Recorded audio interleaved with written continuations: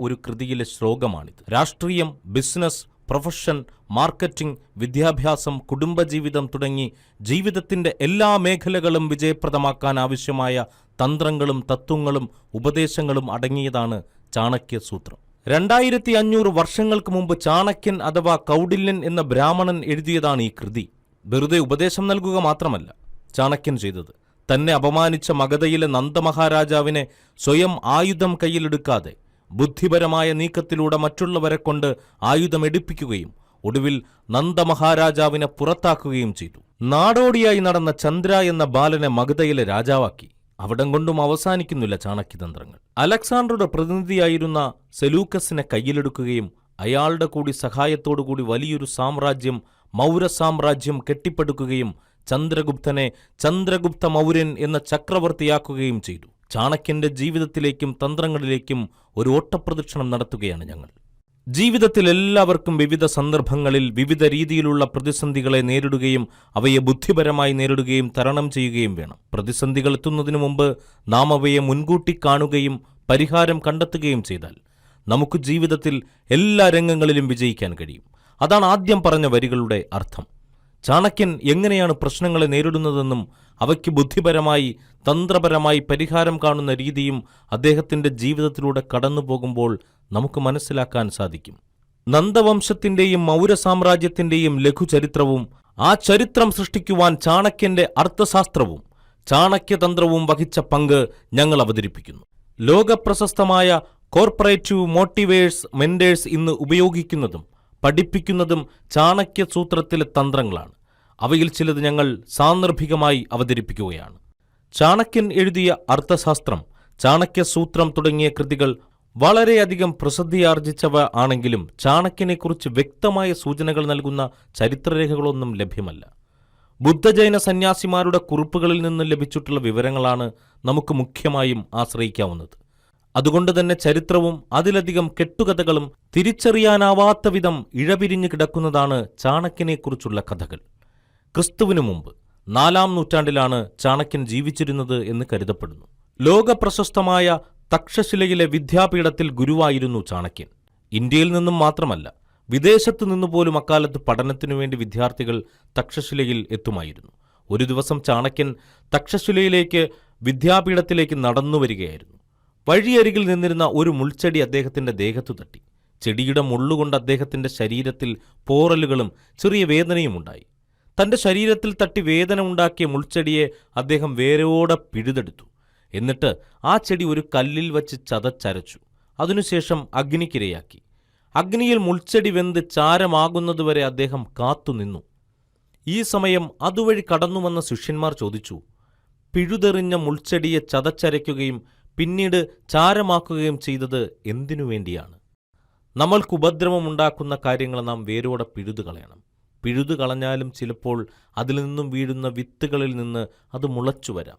ചെടിയിൽ ഒരൊറ്റ വിത്ത് പോലും മുളയ്ക്കാൻ പാകത്തിൽ അവശേഷിക്കരുത് എന്ന ഉദ്ദേശത്തോടു കൂടിയാണ് ഞാൻ ചെടിയെ മുഴുവൻ കല്ലിൽ വെച്ച് അരച്ച് ചതച്ചത്.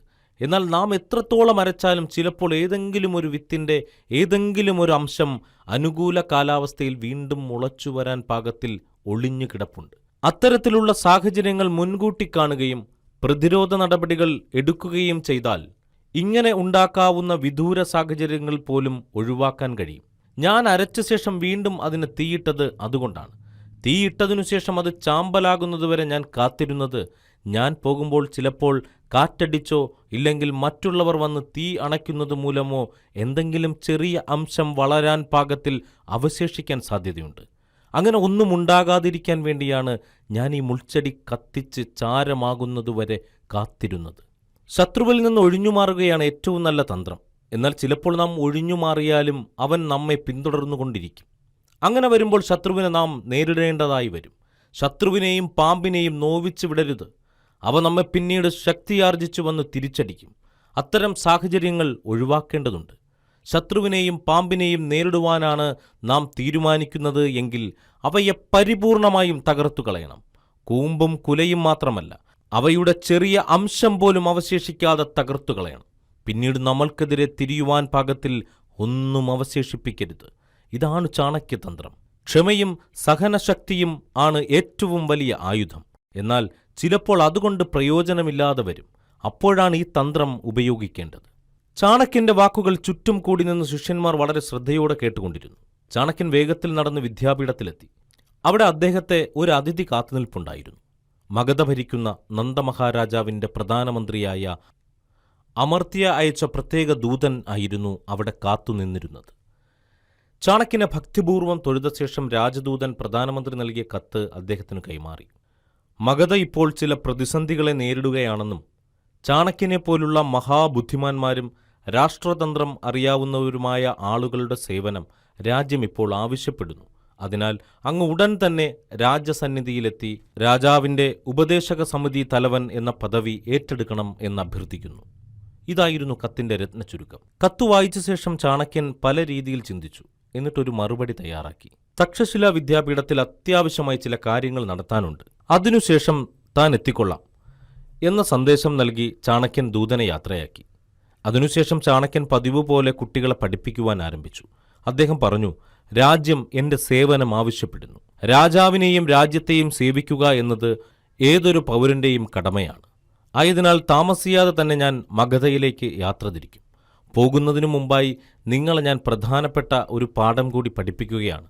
അദ്ദേഹം ഒരു ശ്ലോകം ചൊല്ലി. അതിരൂപേണ വൈ സീത അതിഗർവേണ രാവണഃ അതിദാനാൽ ബലിർബദ്ധോ അതിസർവത്ര വർജയേൽ. വളരെയധികം സൗന്ദര്യമുള്ളതുകൊണ്ടാണ് സീതയെ രാവണൻ അപഹരിച്ചത്. വളരെയധികം കഴിവുകളുണ്ടായിട്ടും അമിതമായ അഹങ്കാരം നിമിത്തമാണ് രാവണൻ നശിച്ചത്. അമിതമായ ദാനധർമ്മം മൂലമാണ് മഹാബലിക്ക് രാജപദവി നഷ്ടപ്പെടുകയും പാതാളത്തിലേക്ക് ചവിട്ടിത്താഴ്ത്തപ്പെട്ടതും. നോക്കൂ, പരിധിയിൽ കൂടുതൽ ഒന്നും ചെയ്യാൻ പാടില്ല. എല്ലാ കാര്യങ്ങൾക്കും ഒരു പരിധിയുണ്ട്. പരിധിക്കപ്പുറം അത് കടന്നാലും നശിച്ചു പോകും. ദാനമോ നന്മയോ ദുഷ്ടതയോ അഹങ്കാരമോ എന്തുമാകട്ടെ, ഒന്നും അധികമാകരുത്. ആവശ്യത്തിന് ഇവയൊക്കെ ആകാം എന്നാണ് ചാണക്യൻ പറയുന്നത്. അധികമായാൽ അമൃതും വിഷം, ഇതാണ് പ്രാമാണിക അഭിപ്രായം. ഇക്കാര്യങ്ങൾ നിങ്ങൾ മനസ്സിലിരുത്തണം. സൗന്ദര്യം വളരെ നല്ല കാര്യമാണ്. സൗന്ദര്യമുള്ളവരെ എല്ലാവരും ഇഷ്ടപ്പെടുകയും ചെയ്യാം. എന്നാൽ അധികമായ സൗന്ദര്യം പലപ്പോഴും ആപത്തു ക്ഷണിച്ചു വരുത്തും. പഴയ കാലത്തും പുതിയ യുഗത്തിലും എല്ലാ കാര്യത്തിലും ഇതുതന്നെയാണ് അവസ്ഥ. സീതയ്ക്ക് അമിതമായ സൗന്ദര്യമുള്ളതുകൊണ്ടാണ് സീതയെ രാവണൻ തട്ടിക്കൊണ്ടുപോവുകയും വളരെയധികം ദുഃഖം അനുഭവിക്കാൻ ഇടവരുത്തുകയും ചെയ്തത്. രാവണൻ തപസ്സു ചെയ്ത് ധാരാളം വരങ്ങൾ നേടിയിട്ടുണ്ട്. രാവണൻ ശ്രീലങ്കയിലെ പ്രജകൾക്ക് നല്ലൊരു ഭരണാധികാരിയുമായിരുന്നു. എന്നാൽ തനിക്ക് ലഭിച്ച വരങ്ങളുടെ ശക്തി ആർക്കും തന്നെ തോൽപ്പിക്കാൻ കഴിയില്ല എന്ന അഹങ്കാരത്തോടു കൂടി രാവണൻ സീതയെ അപമാനിക്കുകയും അപഹരിക്കുകയും ശ്രീരാമനുമായി യുദ്ധം ചെയ്യുകയും ചെയ്തു. എന്നാൽ എത്രയൊക്കെ വരങ്ങൾ കിട്ടിയാലും എത്രയൊക്കെ ശക്തിയുണ്ടായാലും എന്തൊക്കെ പിൻബലമുണ്ടെങ്കിലും അഹങ്കാരം കൂടിപ്പോയാൽ അത് നാശത്തിന് മാത്രമേ കാരണമാകൂ എന്നതാണ് രാവണന്റെ കഥയിലൂടെ നമുക്ക് മനസ്സിലാക്കാൻ കഴിയുന്നത്. എല്ലാവരും ദാനം ചെയ്യണം. ദാനം മഹത്വമുള്ളതാണ് എന്ന കാര്യത്തിൽ ആർക്കും സംശയങ്ങളൊന്നും തന്നെ വേണ്ട. എന്നാൽ മഹാബലിയെപ്പോലെ സ്വന്തം നിലനിൽപ്പ് പോലും കണക്കിലെടുക്കാതെ ദാനം ചെയ്താൽ ആരായാലും തകർന്നു പോകും. ഏതു കാര്യത്തിലും മിതത്വം പാലിക്കണം. അധികമാകുകയോ കുറയുകയോ പാടില്ല. മധ്യമ നിലപാടാണ് അഭികാമ്യം. ചാണക്യന്റെ ക്ലാസ്സിൽ ശ്രദ്ധിച്ചുകൊണ്ടിരുന്ന ശിഷ്യന്മാർക്ക് ചില സംശയങ്ങൾ ഉടലെടുത്തു. അവർ പരസ്പരം സംസാരിക്കാൻ തുടങ്ങി.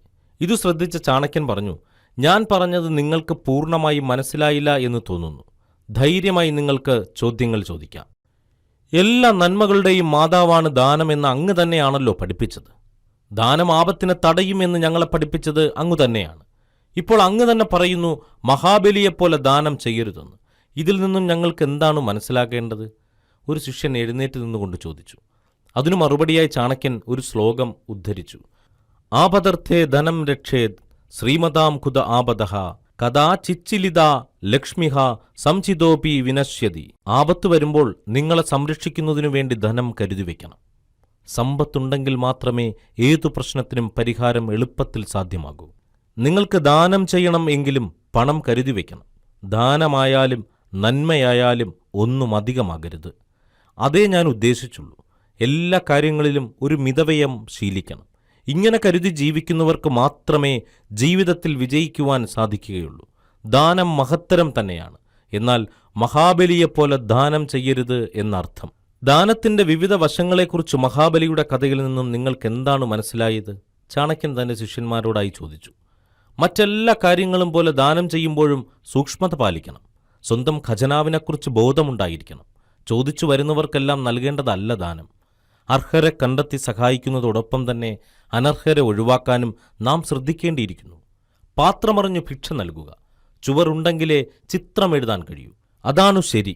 അധികമായാൽ അമൃതും വിഷം. ഇത് നിങ്ങൾ എപ്പോഴും ഓർത്തിരിക്കണം, ചാണക്യൻ പറഞ്ഞു. ഈ സ്ഥാപനത്തിൽ നിന്നുള്ള എൻ്റെ വിടവാങ്ങൽ പ്രസംഗം ആണിത്. തക്ഷശിലയിൽ പഠിപ്പിച്ച നാളുകൾ എനിക്ക് വളരെ സന്തോഷകരമായ അനുഭവമാണ് നൽകിയത്. നല്ലൊരു ശിഷ്യസമ്പത്ത് എനിക്ക് ലഭിച്ചു എന്നതാണ് എനിക്ക് ഈ ലോകത്തിൽ ലഭിച്ച ഏറ്റവും വലിയ പ്രതിഫലം.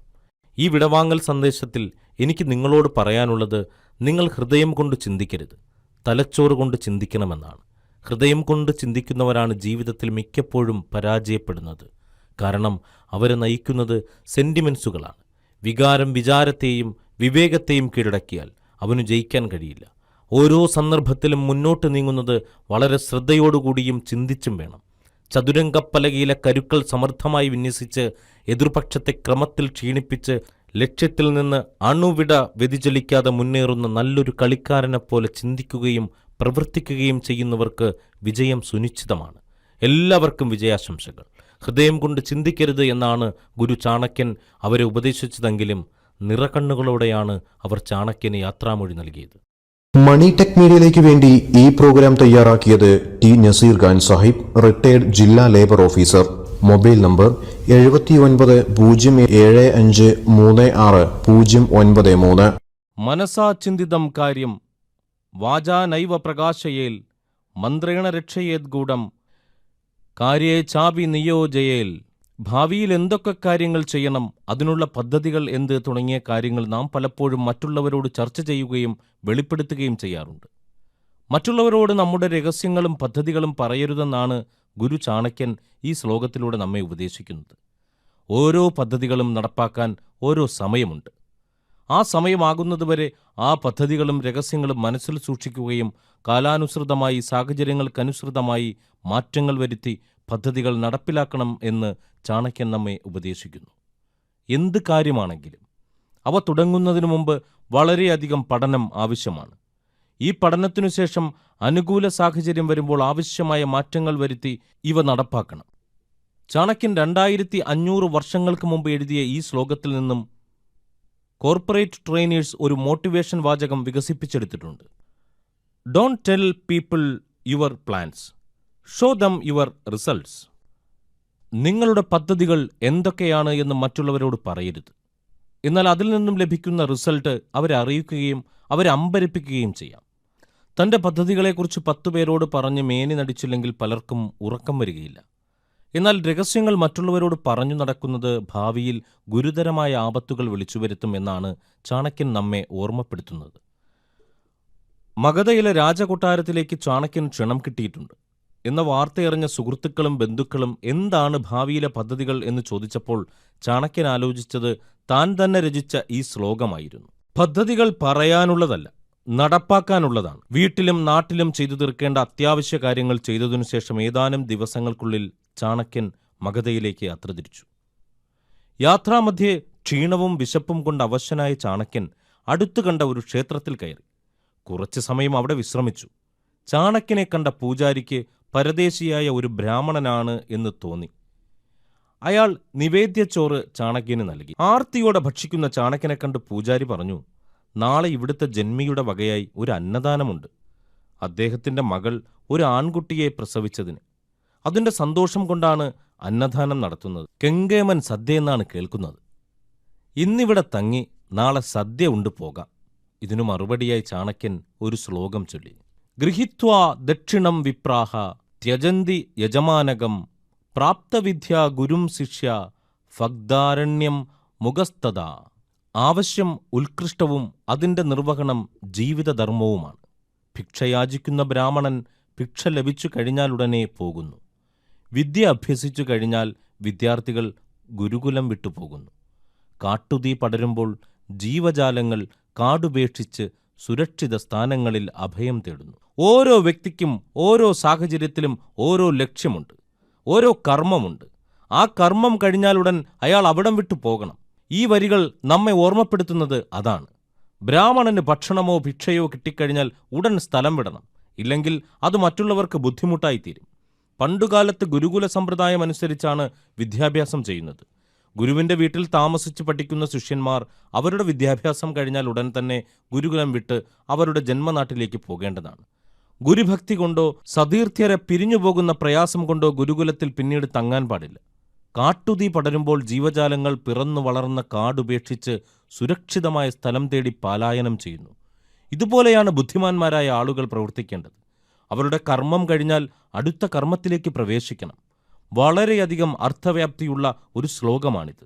പലരും തങ്ങൾ പിന്തുടരുന്ന കർമ്മത്തെയും പ്രദേശങ്ങളെയും ഗൃഹാതുരത്വം മൂലം വിട്ടുപോകാൻ മടിക്കുന്നു. ബിസിനസ് രംഗത്ത് ഇത് പലപ്പോഴും സംഭവിക്കുന്നതാണ്. തങ്ങളുടെ ബിസിനസ് പരാജയപ്പെടുന്നു എന്ന് കണ്ടാലും അവയെ ഉപേക്ഷിച്ച് പുതിയ ബിസിനസ് കണ്ടുപിടിക്കാനും പുതിയ സാഹചര്യങ്ങൾ മനസ്സിലാക്കി അതിനനുസരിച്ച് പ്രവർത്തിക്കാനും പലരും മടിക്കുന്നു. സുഭിക്ഷമായ സദ്യ കിട്ടും എന്ന് കംഫർട്ട് സോണിൽ കഴിയുന്നതും തെറ്റാണ്. പ്രവാസവും റിസ്ക് എടുക്കാനുള്ള മനസ്സും വിജയികളുടെ മാർഗമാണ്. എന്നാൽ കംഫർട്ട് സോണും ഗൃഹാതുരത്വവും പലപ്പോഴും ഒരാളുടെ വളർച്ചയെ തടയുന്നു. പൂജാരിയോട് യാത്ര പറഞ്ഞു ചാണക്യൻ തന്റെ ലക്ഷ്യസ്ഥാനം തേടി നടന്നു. പ്രേക്ഷകർക്ക് ന്യായമായും ഒരു സംശയമുണ്ടാകാം. തക്ഷശിലയിലെ ഗുരു ശ്രേഷ്ഠനായ ചാണക്യന് മഹാരാജാവിന്റെ ഉപദേശകനായി നിയമിക്കാൻ പോകുന്ന ചാണക്യന് ഇത്ര കഷ്ടപ്പെട്ട് വിശന്നു വലഞ്ഞ് കാൽനടയായി സഞ്ചരിക്കേണ്ട കാര്യമുണ്ടോ? ഇതിന് നമുക്ക് 2 ഉത്തരങ്ങൾ അനുമാനിക്കാം. അന്നത്തെ സാമൂഹ്യ ജീവിതം അങ്ങനെയായിരുന്നു എന്നു വേണമെങ്കിൽ നമുക്ക് അനുമാനിക്കാം. ഉത്തരവാദിത്തങ്ങൾ ഏറ്റെടുക്കുന്നതിന് മുമ്പ് വിവിധ പ്രദേശങ്ങളിലെ ജീവിതം നേരിട്ട് മനസ്സിലാക്കാൻ വേണ്ടിയാണ് ഗുരു ചാണക്യന്റെ പദയാത്ര എന്ന് കരുതുന്നവരുമുണ്ട്. ദിവസങ്ങളോളം യാത്ര ചെയ്ത് തളർന്ന് അവശനായ അദ്ദേഹം ഒടുവിൽ നന്ദമഹാരാജാവിന്റെ കോട്ടവാതിലിൽ എത്തി. കൊട്ടാരത്തിലേക്ക് പോകാനാണ് താൻ വന്നതെന്നും ചാണക്യൻ കാവൽക്കാരനെ അറിയിച്ചു. എന്നാൽ കാവൽക്കാരൻ ഈ അവശബ്രാഹ്മണനെ കടത്തിവിടാൻ തയ്യാറായില്ല. താൻ ചാണക്യനാണെന്നും പ്രത്യേകം ക്ഷണിച്ചിട്ടാണ് വന്നത് എന്ന കാര്യം വെളിപ്പെടുത്താൻ ചാണക്യൻ തയ്യാറായില്ല. എങ്ങനെയാണ് രാജാവിന്റെ ഉദ്യോഗസ്ഥൻ പെരുമാറുന്നതെന്ന് രഹസ്യമായി പഠിക്കണം എന്ന ഉദ്ദേശം കൂടി അദ്ദേഹത്തിനുണ്ടായിരുന്നു. വളരെ നേരത്തെ തർക്കത്തിനുശേഷം ഒടുവിൽ കാവൽക്കാരൻ ചാണക്യനെ അകത്തേക്ക് കടക്കാൻ അനുവദിച്ചു. പക്ഷെ ഒരു വ്യവസ്ഥ അയാൾ മുന്നോട്ട് വച്ചു. ബ്രാഹ്മണർക്ക് രാജാവ് വസ്ത്രങ്ങളും സ്വർണ്ണ നാണയങ്ങളും ദാനം ചെയ്യുന്ന പതിവുണ്ട്. നിങ്ങൾക്ക് മഹാരാജാവിന്റെ കയ്യിൽ നിന്നും എന്ത് സമ്മാനം കിട്ടിയാലും അതിന്റെ പകുതി എനിക്ക് കൈക്കൂലിയായി നൽകണമെന്ന് കാവൽക്കാരൻ ആവശ്യപ്പെട്ടു. ചാണക്യൻ സമ്മതിച്ചു. കോട്ടയ്ക്കുള്ളിൽ കടന്ന് ചാണക്യൻ കൊട്ടാരം ലക്ഷ്യമാക്കി നടന്നു. കൊട്ടാരത്തിലേക്കുള്ള പ്രവേശന കവാടത്തിന്റെ മുൻപിലും ആയുധധാരിയായ ഒരു കാവൽക്കാരൻ നിൽപ്പുണ്ടായിരുന്നു. കൊട്ടാര ദ്വാരപാലകനും ചാണക്യനെ അകത്തേക്ക് കടത്തിവിടുന്നതിൽ കൈക്കൂലി ആവശ്യപ്പെട്ടു. തനിക്ക് കിട്ടുന്നതിന്റെ പകുതി അയാൾക്കും കൊടുക്കാമെന്ന് ചാണക്യൻ വാഗ്ദാനം നൽകി. രാജ്യത്തെ ഗ്രസിച്ചിരിക്കുന്ന ഏറ്റവും വലിയ ശാപം അഴിമതിയാണ് എന്ന് ചാണക്യൻ മനസ്സിലാക്കി. മഹാരാജാവ് താമസിക്കുന്ന കൊട്ടാരത്തിൽ ഇതാണു സ്ഥിതിയെങ്കിൽ പുറത്തുള്ള അവസ്ഥ എന്തായിരിക്കും? പരദ്രവ്യാപഹരണം ആത്മദ്രവ്യ വിനാശഹേതു. പരദ്രവ്യ അപഹരണം ആത്മദ്രവ്യത്തിന്റെ വിനാശത്തിന് ഹേതുവാണ്. മോഷണം, പിടിച്ചുപറി, കൈക്കൂലി തുടങ്ങി വിവിധ മാർഗങ്ങളിൽ കൂടി മറ്റുള്ളവരുടെ പണം വഞ്ചിച്ച് കൈക്കലാക്കുന്നത് വലിയ പാപമാണ്. കൈക്കൂലി അവസാനിപ്പിക്കുക, കൈക്കൂലി വാങ്ങുന്നവർക്ക് തക്കതായ ശിക്ഷ വാങ്ങിക്കൊടുക്കുക തുടങ്ങിയവയാണ് തന്റെ ആദ്യത്തെ കർത്തവ്യം എന്ന് ചാണക്യൻ തീരുമാനിച്ചു. കൊട്ടാരത്തിലെത്തിയ ചാണക്യൻ പ്രധാനമന്ത്രിയായ അമർത്യ രാക്ഷസനെ സന്ദർശിച്ചു. തന്റെ ക്ഷണം സ്വീകരിച്ച് എത്തിയ ചാണക്യൻ അദ്ദേഹം ആദരപൂർവ്വം വരവേൽക്കുകയും മഹാരാജാവിന്റെ മുൻപിൽ ഹാജരാക്കുകയും ചെയ്തു. മഹാരാജാവായ നന്ദൻ ചാണക്യനെ ആപാദചൂഡം ഒന്നു നോക്കി. ഈ അവശ്യബ്രാഹ്മണൻ തന്നെ എന്തുപദേശിക്കാനാണ്? രാജാവ് ചിന്തിച്ചു. ചാണക്യന്റെ രൂപവും ഭാവവുമെല്ലാം കണ്ട് മഹാരാജാവിന് ചാണക്യൻ എന്തെങ്കിലും ഉപഹാരങ്ങൾ നൽകി പറഞ്ഞയക്കണം എന്നാണ് തീരുമാനിച്ചത്. ചാണക്യനെ ഒന്ന് പരീക്ഷിക്കുവാൻ നന്ദമഹാരാജാവ് തീരുമാനിച്ചു. ബഹുമാന്യനായ ഈ ബ്രാഹ്മണന് ഉചിതമായ രാജസമ്മാനങ്ങൾ നൽകി ആദരിക്കുവാൻ നാം തീരുമാനിച്ചിരിക്കുന്നു. ബ്രാഹ്മണരെ ആദരിക്കുകയും സമ്മാനങ്ങൾ നൽകി ബഹുമാനിക്കുകയും ചെയ്യുക എന്നത് നന്ദവംശത്തിന് പാരമ്പര്യമാണ്. അങ്ങയ്ക്ക് എന്താണ് ആവശ്യമുള്ളത്? മടിക്കാതെ ചോദിച്ചോളൂ, രാജാവ് കൽപ്പിച്ചു. രാജാവിന്റെ പരിഹാസം ചാണക്യനു മനസ്സിലായി. എങ്കിലും അനിഷ്ടം പുറത്തു കാണിക്കാതെ ചാണക്യൻ വിനീതനായി. പ്രഭു, എനിക്ക് സമ്മാനമായി വേണ്ടത് ചാട്ടവാറുകൾ കൊണ്ടുള്ള 40 അടിയാണ്. ചാണക്യന്റെ ആവശ്യം കേട്ട മഹാരാജാവും രാജസദസ്സിലുള്ളവരും അമ്പരന്നു. ഈ ബ്രാഹ്മണന് ഭ്രാന്താണോ? ഇത്തരത്തിലുള്ള ഭ്രാന്തന്മാരെയാണോ തന്റെ ഉപദേശകനായി അമർത്യാരാക്ഷസൻ തന്റെ മുന്നിൽ ഹാജരാക്കിയിരിക്കുന്നത്? ഒന്നും പറയാതെ പരിഹാസത്തോടെ മഹാരാജാവ് അമർത്യാരാക്ഷസനെ ഇരുത്തി നോക്കി. പ്രധാനമന്ത്രിയായ അമർത്യാരാക്ഷസൻ ആദ്യമൊന്ന് അമ്പരന്നു. അദ്ദേഹം ചാണക്യനോട് ചോദിച്ചു, അങ്ങ് എന്താണ് ആവശ്യപ്പെടുന്നത്? ചാട്ടവാർ കൊണ്ടുള്ള 40 അടി തന്നെയാണോ അങ്ങ് ആവശ്യപ്പെട്ടത്? അതെ, 40 അടിയാണ് ഞാൻ രാജാവിൽ നിന്നും സമ്മാനമായി ആഗ്രഹിക്കുന്നത്. കിട്ടുന്ന സമ്മാനത്തിന്റെ പകുതി കോട്ടവാതിൽ പാറാവുകാരനും പകുതി കൊട്ടാരം കാവൽക്കാരനും നൽകാമെന്ന് ഞാൻ വാഗ്ദാനം ചെയ്തിട്ടുണ്ട്. എന്നെ കടത്തിവിടുന്നതിനു പകരമായി ഈ കൈക്കൂലി അവർ ആവശ്യപ്പെട്ടതാണ്. പ്രഭോ, എനിക്ക് നൽകുന്ന ഈ സമ്മാനം പാറാവുകാർക്ക് തുല്യമായി വീതിച്ചു നൽകുവാൻ ഉത്തരവുണ്ടാകണമെന്ന് അപേക്ഷിക്കുന്നു. കാര്യത്തിന്റെ ഗൗരവം മനസ്സിലാക്കിയ മഹാരാജാവ് കൈക്കൂലി ആവശ്യപ്പെട്ട 2 കാവൽക്കാർക്കും 20 അടി വീതം ശിക്ഷയായി നൽകുവാൻ തീരുമാനിച്ചു. യഥാധേനു സഹസ്രേഷു വത്സോ ഗച്ഛന്തി മാതരം തഥാ യച്ഛകൃതം കർമ്മ കർത്താരം അനുഗച്ഛതി. വളരെയധികം പശുക്കൾ മേയുന്ന ഒരു പുൽമേട്ടിൽ എപ്രകാരമാണോ പശുക്കുട്ടി തന്റെ മാതാവിനെ മാത്രം തിരഞ്ഞ് കണ്ടുപിടിച്ച് എത്തുന്നത്, അതുപോലെ എല്ലാ കർമ്മങ്ങളും അതിൻ്റെ കർത്താവിനെ തിരഞ്ഞ് കണ്ടുപിടിച്ചെത്തുന്നു. ഇതാണ് ശ്ലോകത്തിന്റെ അർത്ഥം.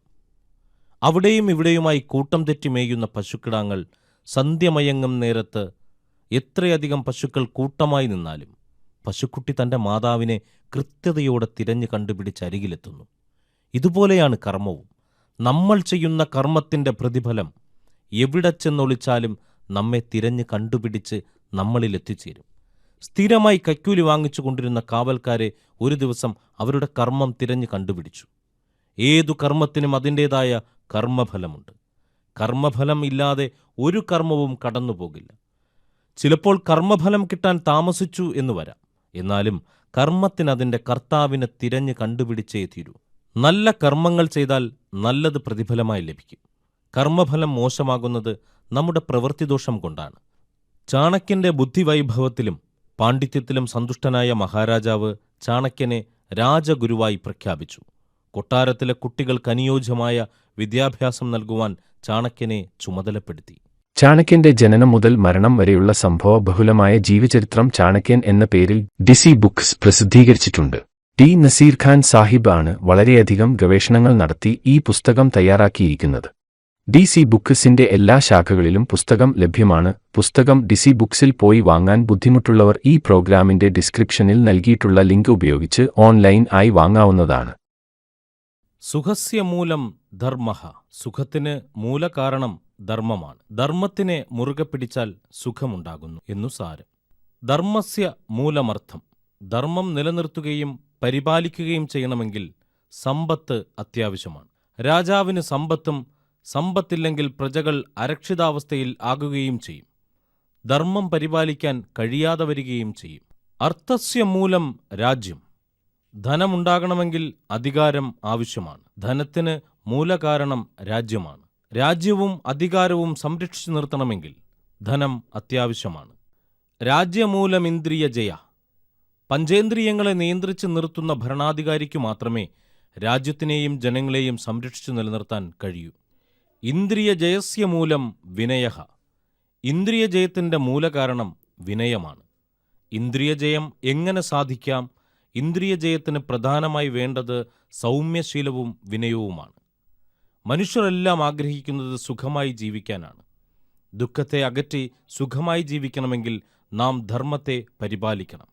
ധർമ്മം നാം പരിപാലിച്ചാൽ നമ്മൾക്ക് കാലക്രമേണ നേരായ മാർഗത്തിൽ ധനമുണ്ടാകും.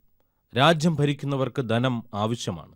പ്രജകളുടെ ക്ഷേമത്തിനും സുശക്തമായ സൈന്യം കെട്ടിപ്പടുക്കുന്നതിനും മഹാരാജാവിന് ധനം അത്യാവശ്യമാണ്. സാമ്പത്തിക ഭദ്രത ഉണ്ടെങ്കിൽ മാത്രമേ രാജ്യത്ത് കെട്ടുറപ്പുണ്ടാവൂ. രാജ്യം അഭിവൃദ്ധിപ്പെടുത്താൻ രാജാവിന് ചില ഗുണങ്ങളുണ്ടാകണം. അതിൽ പ്രധാനമാണ് വിനയം. വലിയ അധികാരങ്ങളും എന്തും ചെയ്യാനുള്ള കഴിവും ഉള്ളപ്പോൾ വിനയം കാണിക്കുക എന്നതാണ് ഏറ്റവും മഹത്തായ ഗുണം. മഗധ രാജധാനിയിലെ കുമാരന്മാർക്ക് ചാണക്യൻ രാജ്യനീതിയും രാജ്യതന്ത്രങ്ങളും പഠിപ്പിക്കുകയാണ്. ചാണക്യൻ എഴുതിയ അർദ്ധശാസ്ത്രം, ചാണക്യനീതി തുടങ്ങിയ ഗ്രന്ഥങ്ങൾ ഇന്ന് ലോകത്തെ പ്രമുഖരായ തങ്ങളുടെ മോട്ടിവേഷൻ ക്ലാസുകളിൽ ഉപയോഗിക്കുന്നുണ്ട്. ലോകത്ത് വിവിധങ്ങളായ ഭാഷകളിൽ ഈ ഗ്രന്ഥങ്ങളെ ആധാരമാക്കി മോട്ടിവേഷൻ ഗ്രന്ഥങ്ങൾ ധാരാളം പ്രസിദ്ധീകരിച്ചിട്ടുണ്ട്. അവയിൽ പലതും ബെസ്റ്റ് സെല്ലർ ലിസ്റ്റിൽപ്പെട്ട പുസ്തകങ്ങളാണ്.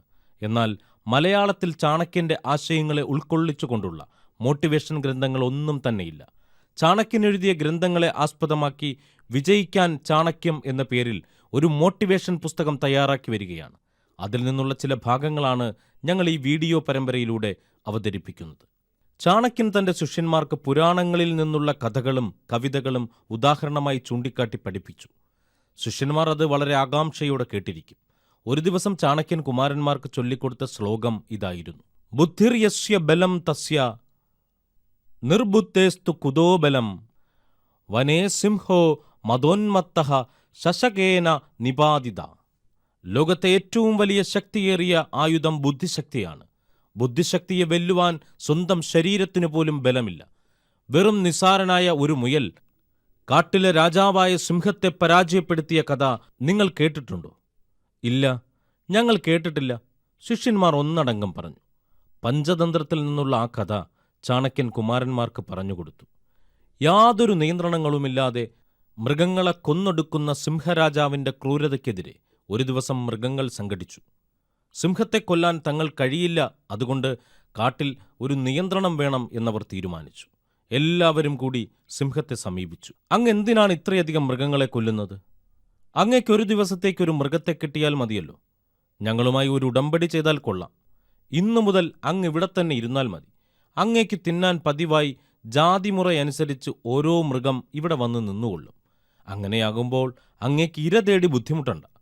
ഞങ്ങൾക്കും സർവനാശം സംഭവിക്കുകയില്ല. അങ്ങ് ഈ വിധത്തിൽ രാജധർമ്മം അനുഷ്ഠിക്കണം.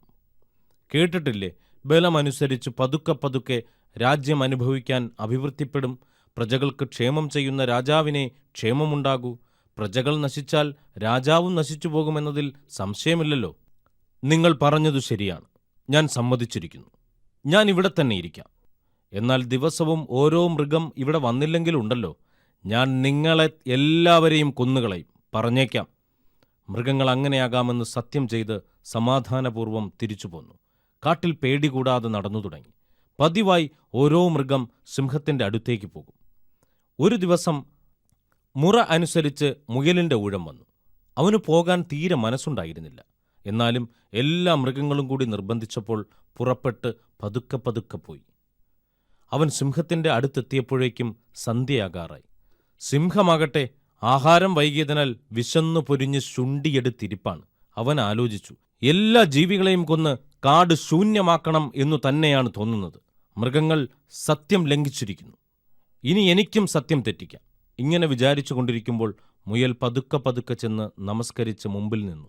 എടോ മുയലേ, എന്താണിത്ര വൈകിയത്? ഞാനിപ്പോൾ നിന്നെ തിന്നതിനു ശേഷം കാട്ടിലെ മറ്റു മൃഗങ്ങളെയും കൊല്ലാനാണ് തീരുമാനം. നിന്റെ കുറ്റം കൊണ്ട് എല്ലാവരും നശിക്കാറായി. അത് കേട്ട് മുയൽ സവിനയം പറഞ്ഞു, പ്രഭോ, എന്റെ കുറ്റമല്ല. മറ്റു മൃഗങ്ങളും തെറ്റൊന്നും ചെയ്തിട്ടില്ല. പിന്നെ എന്തുകൊണ്ടാണ് നീ താമസിച്ചത്? ഊഴപ്രകാരം ഇന്ന് മൃഗസമാജം എന്നെയാണ് ഇങ്ങോട്ട് പറഞ്ഞയച്ചത്. വരുന്ന വഴിക്ക് ഒരു ഗുഹയിൽ നിന്നൊരു സിംഹം പുറത്തു വന്ന് തടഞ്ഞു. ഞാൻ നിങ്ങളെ കൊന്നു തിന്നാൻ പോവുകയാണ് എന്ന് പറഞ്ഞു. മതോൽക്കട സിംഹന്റെ അടുത്തേക്ക് ഭക്ഷണത്തിനായി ഊഴപ്രകാരം പോവുകയാണ്. ഇത് കേട്ട ആ സിംഹം അലറി, ഈ കാട് എന്റെ സ്വത്താണ്. മൃഗങ്ങൾ എന്റെ അടുത്തേക്കാണ് ഊഴമിട്ട് വരേണ്ടത്. ആ മതോൽക്കടനുണ്ടല്ലോ, അവൻ പെരുങ്കള്ളനാണ്. അങ്ങയെ കള്ളനെന്ന് വിളിച്ചത് എനിക്കിഷ്ടപ്പെട്ടില്ല. അവനെ വെട്ടിച്ച് സർവശക്തിയുമെടുത്ത് ഓടി രക്ഷപ്പെട്ടു വരികയാണ്.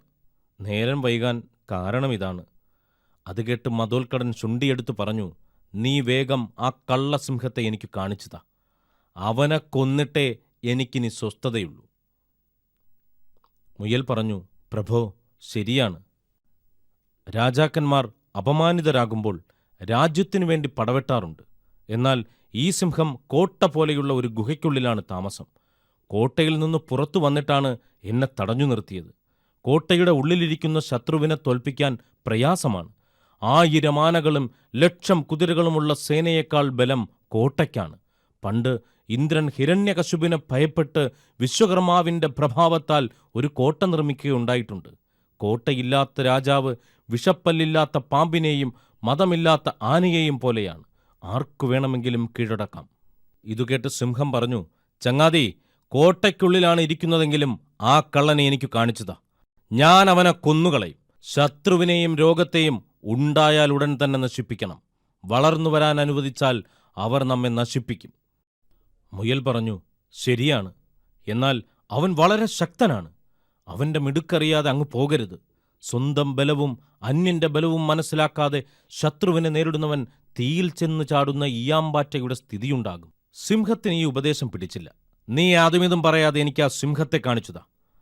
എന്നാൽ അങ്ങ് എൻ്റെ കൂടെ വരൂ. മുയൽ മുമ്പിൽ നടന്നു. ആഴമുള്ള പഴയ വലിയ ഒരു പൊട്ടക്കിണറ്റിനടുത്തെത്തിയപ്പോൾ മുയൽ സിംഹത്തോട് പറഞ്ഞു, പ്രഭോ, ആ കള്ളസിംഹം ദൂരെ നിന്നു തന്നെ അങ്ങയെ കണ്ട് പേടിച്ച് സ്വന്തം കോട്ടയ്ക്കുള്ളിൽ ഒളിച്ചിരിക്കുകയാണ്. വരൂ, ഞാൻ അവനെ കാണിച്ചു തരാം. ഇത് പറഞ്ഞ് മുയൽ കിണർ കാണിച്ചു കൊടുത്തു. വിഡ്ഢിയായ സിംഹം കിണറ്റിലെ വെള്ളത്തിൽ സ്വന്തം പ്രതിച്ഛായ കണ്ട് കോപിച്ചുറക്കെ അലറി. അപ്പോൾ കിണറ്റിനുള്ളിൽ നിന്ന് അലർച്ചയുടെ മാറ്റൊലി ഇരട്ടി ശബ്ദത്തിൽ മുഴങ്ങിക്കേട്ടു. കിണറ്റിൽ ശത്രു ഇരിക്കുന്നുണ്ടെന്ന് കരുതി സിംഹം അതിനകത്തേക്ക് എടുത്തു ചാടി മുങ്ങിച്ചത്തു പോവുകയും ചെയ്തു. ഇതാണ് ഞാൻ പറഞ്ഞ ശ്ലോകത്തിന്റെ അർത്ഥം. ബുദ്ധിമാൻ ആരെയും ഭയപ്പെടേണ്ടതില്ല. എത്ര പ്രബലനായ ശത്രുവിനെയും ബുദ്ധി ഉപയോഗിച്ച് തോൽപ്പിക്കാൻ കഴിയും. എല്ലാ കുട്ടികളും വളരെ ശ്രദ്ധയോടെയാണിത് കേട്ടിരുന്നത്. എന്നാൽ പ്രഭാത് എന്ന കുമാരൻ ഒന്നിലും ശ്രദ്ധിക്കാതെ വളരെ അലസതയോടെയാണ് ക്ലാസ്സുകളിൽ പങ്കെടുത്തുകൊണ്ടിരുന്നത്. ചാണക്യൻ ആ കുട്ടിയെക്കുറിച്ച് വിശദമായ അന്വേഷണം നടത്തി. അപ്പോഴാണ് ഒരു കാര്യം ചാണക്യൻ മനസ്സിലാക്കിയത്. നന്ദമഹാരാജാവിന് കൊട്ടാരദാസിയിൽ ജനിച്ച മകനാണ് പ്രഭാത്. ഒരു രാജകുമാരൻ അനുയോജ്യമായ പരിചരണവും സ്നേഹവാത്സല്യങ്ങളും ഒന്നും തന്നെ അവന് കൊട്ടാരത്തിൽ നിന്ന് ലഭിച്ചിരുന്നില്ല. ഒരു അനാവശ്യ ജന്തു എന്നുവരെ ചിലർ കരുതിപ്പോന്നിരുന്നു. സമപ്രായക്കാരായ കുട്ടികളുടെ അവഗണന അവനെ മാനസികമായി തളർത്തിയിരുന്നു. ചാണക്യൻ പ്രഭാതിന് പ്രത്യേക പരിഗണന നൽകി. അവന് വാത്സല്യവും സ്നേഹവും വിദ്യയും നൽകി. കുറച്ചു ദിവസങ്ങൾക്കുള്ളിൽ പ്രഭാതിൽ വളരെയധികം മാറ്റങ്ങൾ കണ്ടു തുടങ്ങി. അവൻ ചാണക്യനെ ഈശ്വരതുല്യം ആരാധിച്ചു തുടങ്ങി. മഹാഭാരതത്തിലെ ദ്രോണരും അർജുനനും തമ്മിലുള്ള ആത്മബന്ധം പോലെയായി ചാണക്യനും പ്രഭാതും തമ്മിലുള്ള ബന്ധം. കുട്ടികളെ പഠിപ്പിക്കുക മാത്രമല്ല ചാണക്യൻ ചെയ്തത്. രാജ്യകാര്യങ്ങളിൽ മഹാരാജാവിനും മന്ത്രിമാർക്കും വേണ്ടുന്ന ഉപദേശങ്ങൾ നൽകുവാനും ചാണക്യന് കഴിഞ്ഞു. ചാണക്യന്റെ നിർദ്ദേശപ്രകാരം മഹാരാജാവായ നന്ദന്റെ പ്രജാക്ഷേമത്തിനായി വിവിധ പദ്ധതികൾ നടപ്പാക്കി. രാഷ്ട്രത്തെ കാർന്നു തിന്നുകൊണ്ടിരിക്കുന്ന അഴിമതി അവസാനിപ്പിക്കുവാൻ നടപടികൾ സ്വീകരിച്ചു. ഒന്നും ശ്രദ്ധിക്കാതെ ഉഴപ്പി നടന്നിരുന്ന കൊട്ടാരത്തിലെ കുമാരന്മാർ ചാണക്യൻ പഠിപ്പിച്ചു തുടങ്ങിയപ്പോൾ വളരെ ശ്രദ്ധയോടെ പാഠങ്ങൾ മനസ്സിലാക്കുകയും അതിനനുസരിച്ച് പ്രവർത്തിക്കുകയും ചെയ്തുകൊണ്ടിരുന്നു. കുമാരന്മാരുടെ ഈ മാറ്റത്തിൽ രാജാവായ നന്ദനും പ്രധാനമന്ത്രി അമത്യാരാക്ഷസനും വളരെയധികം സന്തോഷിച്ചു. എന്നാൽ പെട്ടെന്നാണ് കാര്യങ്ങൾ കുഴഞ്ഞുമറിഞ്ഞത്. ചാണക്യനെതിരെ വലിയ ഒരു ഗൂഢാലോചന അണിയറയിൽ ഒരുങ്ങുകയായിരുന്നു. യസ്യാച പ്രിയമിച്ഛതേ തസ്യ ബ്രൂയാൽ സദാ പ്രിയം വ്യാധോ മൃഗവധം കർഥ്യം ഗീതം ഗായതി സുസ്വരം. നായാട്ടുകാരൻ വന്യമൃഗത്തെ തന്റെ ശബ്ദാനുകരണം കൊണ്ട് വിളിച്ചുവരുത്തി കൊല്ലുന്നതുപോലെ നിങ്ങൾക്കാരോടെങ്കിലും പക തീർക്കാനുണ്ടെങ്കിൽ അയാളെ വിളിച്ചുവരുത്തി സൽക്കരിച്ച് സന്തോഷിപ്പിച്ചു വിടണം. ശത്രുക്കളെ സ്നേഹിച്ച് ശത്രുത അവസാനിപ്പിക്കാനാണ് ചാണക്യൻ ഈ ശ്ലോകത്തിലൂടെ ഉപദേശിക്കുന്നത്. ആർക്കെങ്കിലും നിങ്ങളോട് ശത്രുത ഉണ്ടെങ്കിൽ അവരെ സ്നേഹിക്കുകയും സൽക്കരിക്കുകയും ചെയ്യുന്നതുവഴി അവർ നിങ്ങളുടെ മിത്രമാകും. അവരെ ശത്രുവിനെ മിത്രമാക്കിക്കൊണ്ട് ശത്രുത അവസാനിപ്പിക്കുക എന്നത് ഏറ്റവും വലിയ തന്ത്രമാണ്. രാജ്യതന്ത്രത്തിൽ ഒരേ കാര്യം സാധിക്കുന്നതിന് അനേകം വഴികളുണ്ട്. ഓരോ സന്ദർഭത്തിനും യോജിച്ച വഴി തിരഞ്ഞെടുക്കുക, വിജയിക്കുക എന്നതാണ് അഭികാമ്യം. ശത്രുവിനെ മിത്രമാക്കാനുള്ള നമ്മുടെ ശ്രമം വിജയിച്ചില്ലെങ്കിൽ അടുത്തതായി എന്താണ് ചെയ്യേണ്ടതെന്ന് ചാണക്യൻ കുമാരന്മാരെ പഠിപ്പിക്കുന്നതാണ് സന്ദർഭം. ശത്രോരപി സഖാസുതോ രക്ഷിതവ്യ പദഛേദം ശത്രോ അഭി. ശത്രുവിന്റെ മകനോ സഹോദരനോ അടുത്ത ബന്ധുക്കളോ സുഹൃത്തുക്കളോ അങ്ങനെയുള്ള ആരെയെങ്കിലും നമ്മൾക്ക് ലഭിക്കുമെങ്കിൽ അവരെ സുഹൃത്തായി പരിഗണിക്കുകയും അവർക്ക് എല്ലാ സംരക്ഷണം നൽകുകയും ചെയ്യണം എന്നാണ് ഈ ശ്ലോകത്തിലൂടെ ചാണക്യൻ പറയുന്നത്.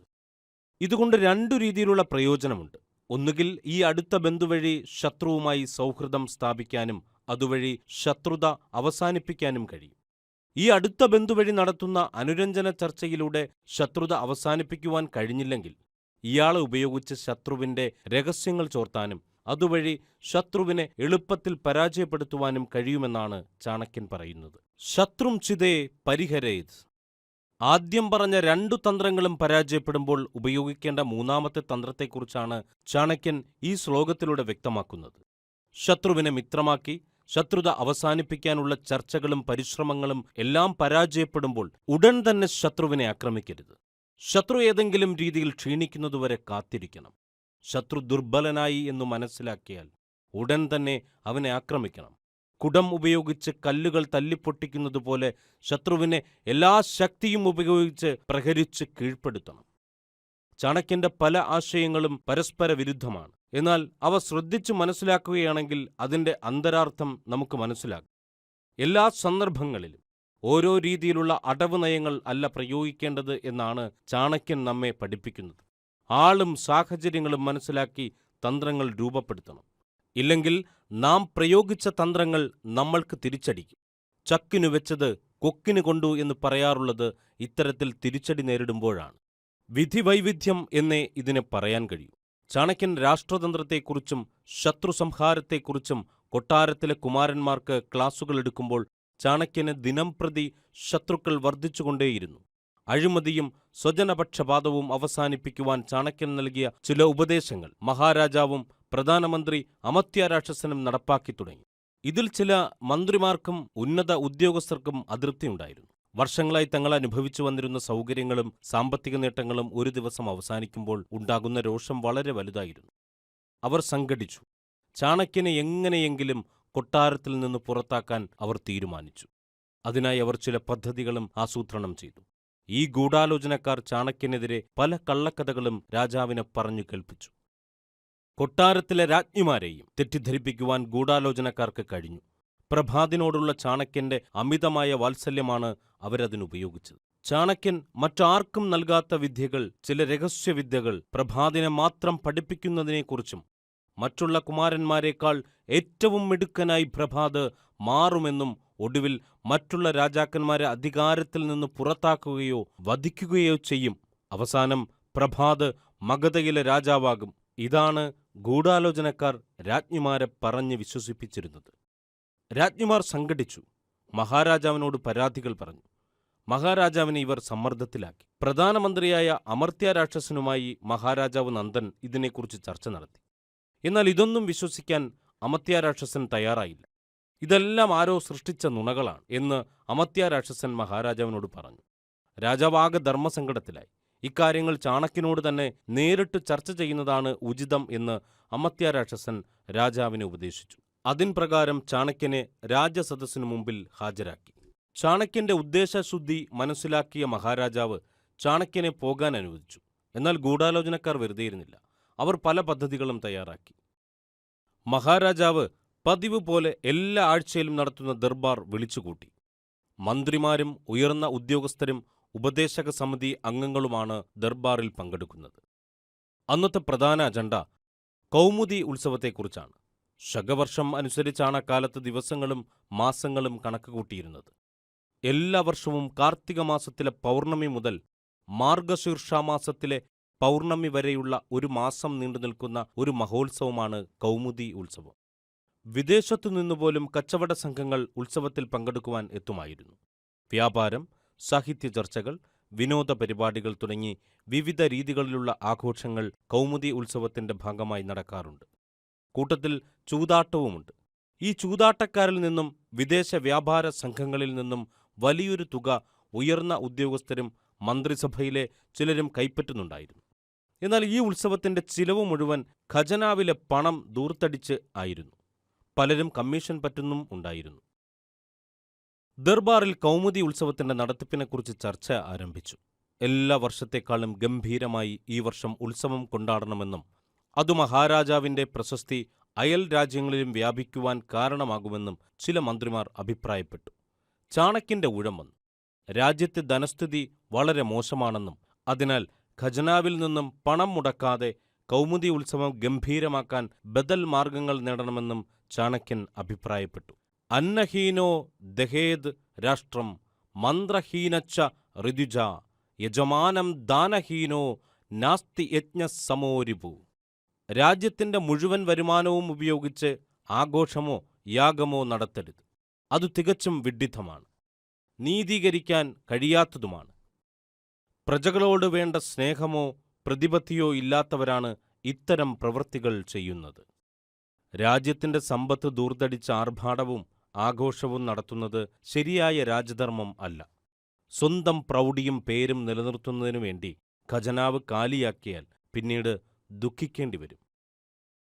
അതുകൊണ്ട് പണം ചിലവാക്കാതെ ബദൽ മാർഗങ്ങൾ ആലോചിച്ച് കൗമുദി ഉത്സവം ഗംഭീരമാക്കണം. ചാണക്യൻ തന്റെ വാദമുഖങ്ങൾ അവതരിപ്പിച്ചു. ചാണക്യന്റെ ബദൽ നിർദ്ദേശങ്ങൾ എന്തൊക്കെയാണ്? പ്രധാനമന്ത്രിയായ അമർത്യ രാക്ഷസൻ ചോദിച്ചു.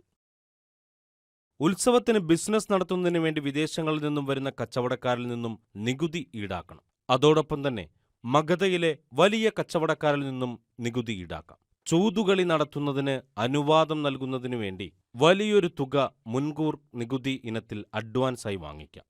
ഇത്തരത്തിൽ ലഭിക്കുന്ന പണം കൊണ്ട് കൗമുദി ഉത്സവം ആഘോഷപൂർവ്വം നടത്താൻ കഴിയുമെന്ന് ചാണക്യൻ വിവരിച്ചു.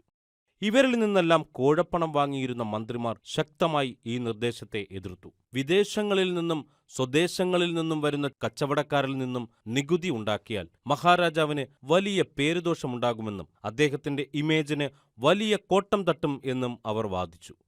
ചൂതുകളിക്കാരിൽ നിന്നും പണം നികുതി ഇനത്തിൽ വാങ്ങുകയാണെങ്കിൽ ഭൂരിപക്ഷവും ആഘോഷങ്ങളിൽ എത്താൻ മടിക്കും. കൗമുദി ഉത്സവത്തിന്റെ പ്രധാന ആകർഷണം തന്നെ ചൂതുകളിയാണ്. ചൂതുകളി നടന്നില്ലെങ്കിൽ ഉത്സവത്തിന്റെ മോടി കുറയും, പങ്കെടുക്കുന്നവരുടെ എണ്ണവും കുറയും. അത് മഹാരാജാവിന് അപമാനമായി തീരും. ചാണക്യൻ വീണ്ടും തന്റെ വാദമുഖങ്ങൾ സമർപ്പിക്കുവാൻ ശ്രമിച്ചു. എന്നാൽ മന്ത്രിമാർ ഒറ്റക്കെട്ടായി നിന്ന് ചാണക്യനെതിരെ സംസാരിച്ചു. കൗമുദി ഉത്സവം അലങ്കോലപ്പെടുത്താനും അതുവഴി വിദേശത്തും സ്വദേശത്തും മഹാരാജാവിന്റെ പ്രൗഢി കുറയ്ക്കാനുമാണ് ചാണക്യൻ ശ്രമിക്കുന്നത് എന്നവർ വാദിച്ചു. കൗമുദി ഉത്സവത്തിന്റെ നടത്തിപ്പുകാർ എന്ന നിലയിൽ മഹാരാജാവായ നന്ദന് വലിയ സ്ഥാനമാണ് മഗധയിലും വിദേശ രാജ്യങ്ങളിലും അയൽ രാജ്യങ്ങളിലും ലഭിക്കുന്നത്. അതില്ലാതാക്കാൻ ചാണക്യൻ ആരുടെയോ ചാരനായി പ്രവർത്തിച്ചുകൊണ്ട് ശ്രമിക്കുകയാണ് എന്നവർ ആരോപണം ഉന്നയിച്ചു. ചാണക്യന്റെ വിശദീകരണങ്ങളൊന്നും മഹാരാജാവിന് ഇഷ്ടപ്പെട്ടില്ല. നേരത്തെ രാജ്ഞിമാർ പറഞ്ഞു ഫലിപ്പിച്ച ഏഷണികളിൽ വിശ്വസിച്ചിരുന്ന മഹാരാജാവ് തന്റെ പ്രൗഢി വിളിച്ചോതുന്ന കൗമുദി ഉത്സവത്തെക്കുറിച്ച് മന്ത്രിമാർ പറഞ്ഞ കാര്യങ്ങളാണ് ശരി എന്ന് തോന്നി. ചാണക്യൻ തന്നെ ജനസമൂഹത്തിനു മുൻപിൽ താഴ്ത്തിക്കെട്ടാനാണ് ശ്രമിക്കുന്നത് എന്ന് നന്ദമഹാരാജാവ് ചിന്തിച്ചു. മഗധയുടെ പ്രൗഢിയും ഗാംഭീര്യവും വിളംബരം ചെയ്യുന്ന കൗമുദി ഉത്സവം പതിവിലധികം ആർഭാടത്തോടെ നടത്തുമെന്ന് രാജാവ് പ്രഖ്യാപിച്ചു. തെറ്റായ ഉപദേശം നൽകി തന്നെ വഴിതെറ്റിക്കാൻ ശ്രമിച്ച ചാണക്യനെ പിടിച്ചു പുറത്താക്കുവാൻ രാജാവ് കൽപ്പിച്ചു. മഹാരാജാവിന്റെ കൽപ്പനപ്രകാരം ഭടന്മാർ ചാണക്യനെ പിടിച്ചു വലിച്ചപ്പോൾ ചാണക്യന്റെ കുടുമ അഴിഞ്ഞു വീണു. തന്നെ അപമാനിച്ച നന്ദരാജാവിനെ അധികാരത്തിൽ നിന്നും പുറത്താക്കിയ ശേഷമേ അഴിഞ്ഞ കുടുമ കെട്ടുകയുള്ളൂ എന്ന് ചാണക്യൻ ശപഥം ചെയ്യുന്നു. ചാണക്യന്റെ ശപഥം കേട്ട രാജാവിന്റെ കോപം 10 മടങ്ങായി. ചാണക്യനെ ബന്ധനസ്ഥനാക്കുവാൻ മഹാരാജാവ് കൽപ്പിച്ചു. ആയുധധാരികളായ ഭടന്മാർ ചാണക്യനെ വളഞ്ഞു. ചാണക്യന്റെ ജനനം മുതൽ മരണം വരെയുള്ള സംഭവ ബഹുലമായ ജീവചരിത്രം ചാണക്യൻ എന്ന പേരിൽ ഡിസി ബുക്സ് പ്രസിദ്ധീകരിച്ചിട്ടുണ്ട്. ടി നസീർ ഖാൻ സാഹിബ് ആണ് വളരെയധികം ഗവേഷണങ്ങൾ നടത്തി ഈ പുസ്തകം തയ്യാറാക്കിയിരിക്കുന്നത്. ഡിസി ബുക്സിന്റെ എല്ലാ ശാഖകളിലും പുസ്തകം ലഭ്യമാണ്. പുസ്തകം ഡിസി ബുക്സിൽ പോയി വാങ്ങാൻ ബുദ്ധിമുട്ടുള്ളവർ ഈ പ്രോഗ്രാമിന്റെ ഡിസ്ക്രിപ്ഷനിൽ നൽകിയിട്ടുള്ള ലിങ്ക് ഉപയോഗിച്ച് ഓൺലൈൻ ആയി വാങ്ങാവുന്നതാണ്. കാല പചതി ഭൂതാനി കാല സംഹരതേ പ്രജ കാല സുപ്തേഷു ജാഗർതി കാലോ ഹി ദൂരതിക്രമഃ. കാലം ഭൂതലത്തെയാകെ നിയന്ത്രിക്കുന്നു. കാലം സകല ജീവജാലങ്ങളെയും സംഹരിക്കുന്നു. എല്ലാവരും നിദ്രയിലായിരിക്കുമ്പോഴും കാലം ഉണർന്നിരിക്കുന്നു. കാലത്തിന്റെ കരാളഹസ്തങ്ങൾ ആരുമറിയാതെ ഏതു സമയത്തും നമ്മെ പിടികൂടുന്നു. നന്ദമഹാരാജാവിന്റെ തടവറയിൽ കിടന്നുകൊണ്ട് ചാണക്യൻ ചിന്തിച്ചതാണ് ഈ ശ്ലോകം. മറ്റുള്ളവർക്ക് തന്ത്രങ്ങളും മന്ത്രങ്ങളും പഠിപ്പിക്കുന്ന തന്നെയും അവസാനകാലം പിടികൂടിയിരിക്കുന്നു. കാലചക്രം തിരിയുമ്പോൾ അതിൽ നിന്നും രക്ഷപ്പെടുവാൻ ആർക്കും കഴിയില്ല. സമയം പ്രതികൂലമാകുമ്പോൾ പലതും തോന്നും. വിനാശകാലേ വിപരീത ബുദ്ധി എന്ന സത്യം തന്റെ പ്രവൃത്തികളിലൂടെ തെളിയിക്കപ്പെട്ടിരിക്കുന്നു. വിഡ്ഢിയായ നന്ദമഹാരാജാവിനെ തിരുത്താൻ പോയതാണ് വിനയായി മാറിയത്. കാലം മോശമാകുമ്പോൾ ഏതു ശക്തനും തിരിച്ചടി നേരിടേണ്ടി വരും. വില്ലാളി വീരനായ അർജുനനും മതയാനയെപ്പോലും തകർക്കാൻ കഴിവുള്ള ഭീമനുമുള്ളപ്പോൾ ശക്തരായ പാണ്ഡവർക്ക് രാജ്യം വിട്ടോടി 14 വർഷം വനവാസവും 1 വർഷം അജ്ഞാതവാസവും അനുഷ്ഠിക്കേണ്ടി വന്നില്ലേ? എന്തിനേറെ ചിന്തിക്കുന്നു, ശ്രീരാമനും ശ്രീകൃഷ്ണനും എന്തൊക്കെ പ്രതിസന്ധികൾ നേരിടേണ്ടി വന്നു. സമയം അനുകൂലമാകുമ്പോൾ എല്ലാം ശരിയായി വരും.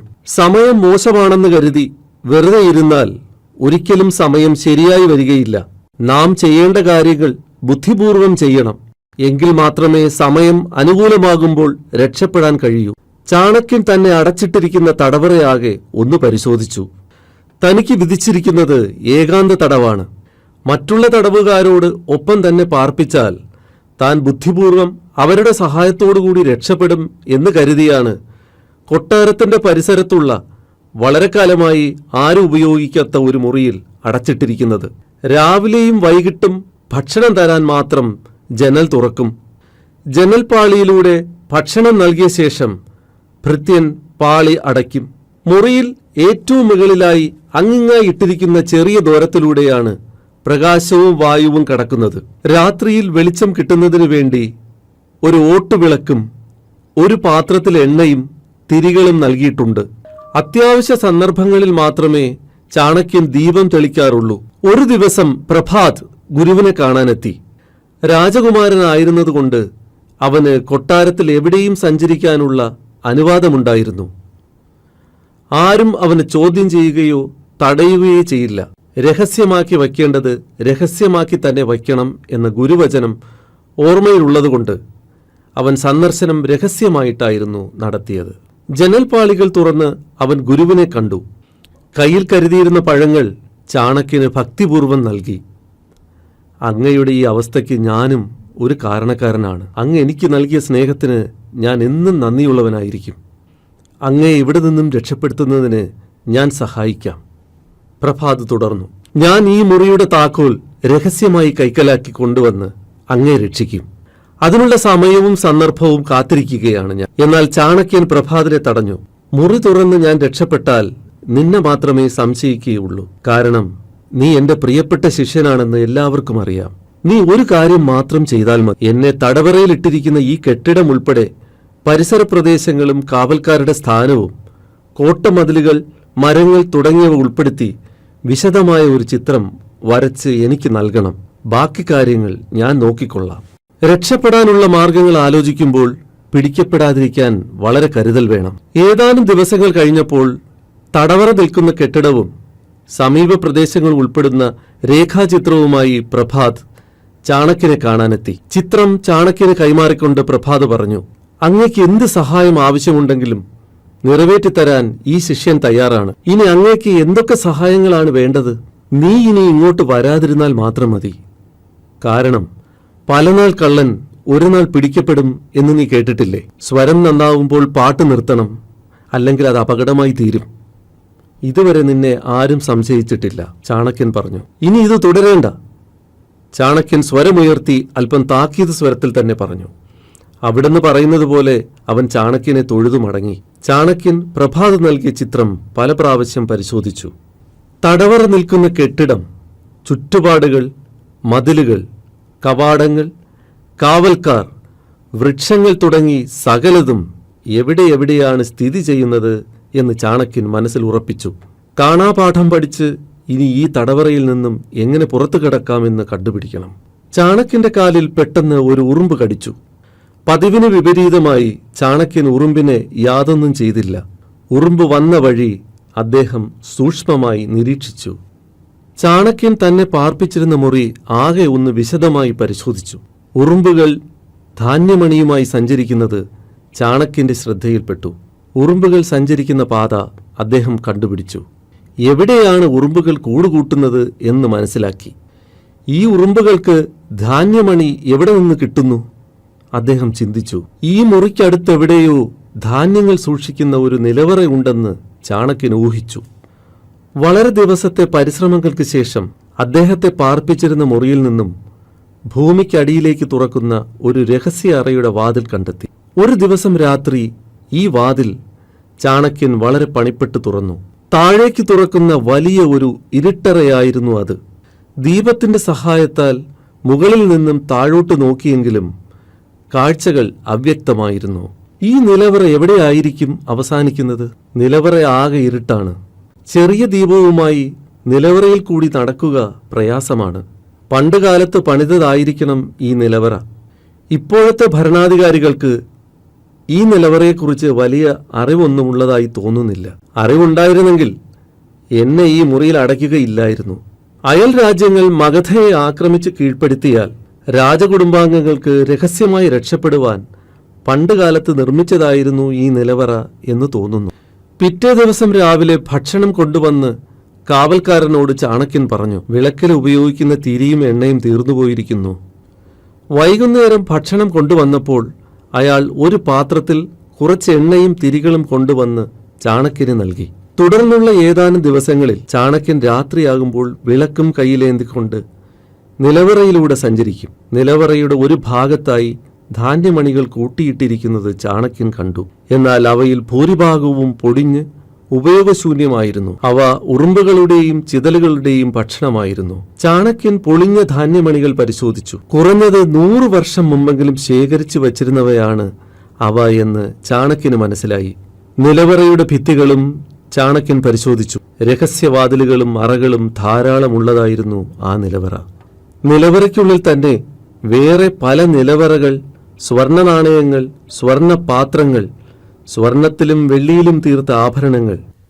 ഏതു മനുഷ്യന്റെയും കണ്ണഞ്ചിപ്പിക്കുന്നതായിരുന്നു ആ കാഴ്ചകൾ. ചാണക്യൻ ആദ്യം ആലോചിച്ചത് എങ്ങനെ സമ്പത്തെല്ലാം സ്വന്തമാക്കാമെന്നാണ്. ഇത് മുഴുവൻ ഇവിടെ നിന്നും എങ്ങനെ കടത്തിക്കൊണ്ടു പോകാം എന്ന് അദ്ദേഹം കുറച്ചു സമയം ആലോചിച്ചിരുന്നു പോയി. പിന്നീട് അദ്ദേഹം സ്വയം പരിഹസിച്ച് ചിരിച്ചു. തടവറയിൽ കിടക്കുമ്പോഴും മനുഷ്യൻ ആലോചിക്കുന്നത് സമ്പത്തിനെക്കുറിച്ചാണ്. അദ്ദേഹത്തിന് ഒരു ശ്ലോകം ഓർമ്മ വന്നു. ബന്ധായ വിഷയാസക്തം മുക്തൈ നിർവിഷയം മന മന ഏവ മനുഷ്യാണം കാരണം ബന്ധമോക്ഷായോ ദേഹാഭിമാനേ ഗളിതേ വിജ്ഞാതേ പരമാത്മനി യത്ര യത്ര മനോയാതി തത്ര തത്ര സമാധയ. മനുഷ്യനിൽ പൊതുവെ ഒരേ സമയം 2 ചിന്താഗതികൾ ഉണ്ടാകാറുണ്ട്. ലോകമോഹങ്ങളിൽ നിന്ന് ഒരിക്കലും രക്ഷപ്പെടാൻ കഴിയാത്തവണ്ണം താൻ കുടുങ്ങിക്കിടക്കുകയാണെന്ന തോന്നലാണ് ഒന്ന്. എത്രയെത്ര മായാമോഹങ്ങൾ വന്നു ചേർന്നാലും അതിലൊന്നും വീഴാതെ അതിനെയെല്ലാം അതിജീവിക്കാൻ സാധിക്കുമെന്ന വിശ്വാസമാണ് പ്രധാനപ്പെട്ട മറ്റൊന്ന്.